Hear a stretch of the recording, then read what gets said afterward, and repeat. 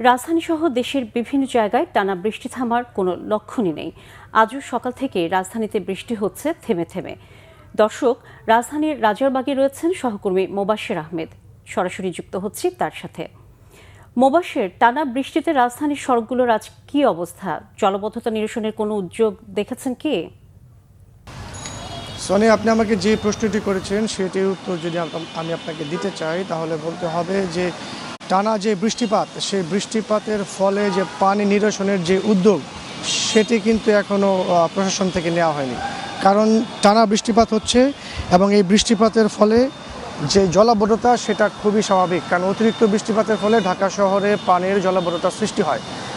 তবে আপনাকে আমি জনদুর্ভোগের কথাটি জানাতে পারবো যে আমি এখন রয়েছি রাজধানীর রাজারবাগ এলাকায়। আপনি দেখতে পাচ্ছেন যে এই জায়গায় প্রায় 1 থেকে 1.5 কিলোমিটার রাস্তা পানির নিচে রয়েছে।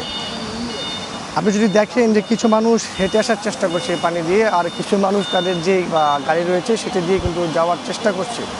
অনেক যানবাহন আমরা এই জায়গাটিতে নষ্ট হয়ে যেতে দেখেছি, তারা নষ্ট হয়ে গিয়েছে এবং অন্য একটি যানবাহন এসে তাদেরকে উদ্ধার করে নিয়ে গেছে, এমন চিত্র আমরা দেখতে পেয়েছি।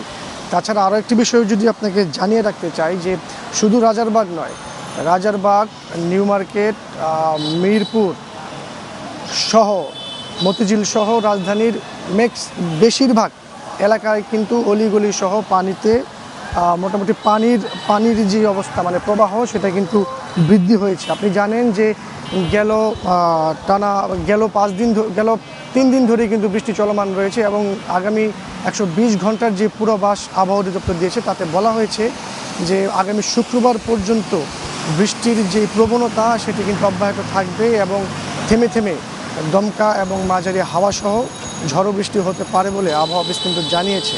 তো এই ছিল আমার কাছে রাজারবাগ পুলিশ লাইন্স থেকে আবহাওয়ার সর্বশেষ পরিস্থিতি। মোবাশ্বের, ধন্যবাদ আপনাকে। রাজধানীতে টানা বৃষ্টির সর্বশেষ পরিস্থিতি জানাচ্ছিলেন সহকর্মী মোবাশ্বের আহমেদ।